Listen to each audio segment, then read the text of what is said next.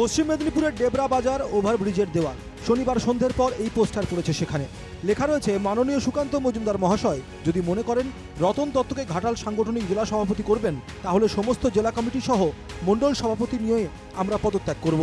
নিচে লেখা, সৌজন্যে জেলা কমিটি ঘাটাল সাংগঠনিক জেলা। যদিও বিষয়টিকে গোষ্ঠী কোন্দল মানতে নারাজ বিজেপি নেতৃত্ব।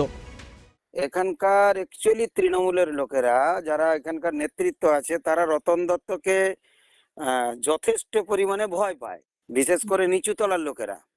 এটা বিজেপির কাজ নয়। বিজেপির কাজ হলে ওখানে নিশ্চিতভাবে, আপনারাও জানেন ভালো করে, যে বিজেপির কাজ যদি হতো, বিজেপি ওইভাবে লিখতো না যে জেলা কমিটি। দেখুন, এটা প্রথমত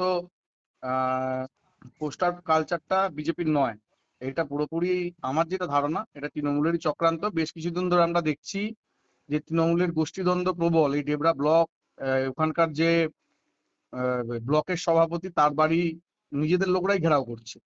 এইটা থেকে মোড় ঘুরাতেই হয়তো এই ধরনের ঘটনা। যদিও অভিযোগ অস্বীকার করেছে তৃণমূল নেতৃত্ব। এর আগেও বহু মারামারি হয়েছে ওদের মধ্যে।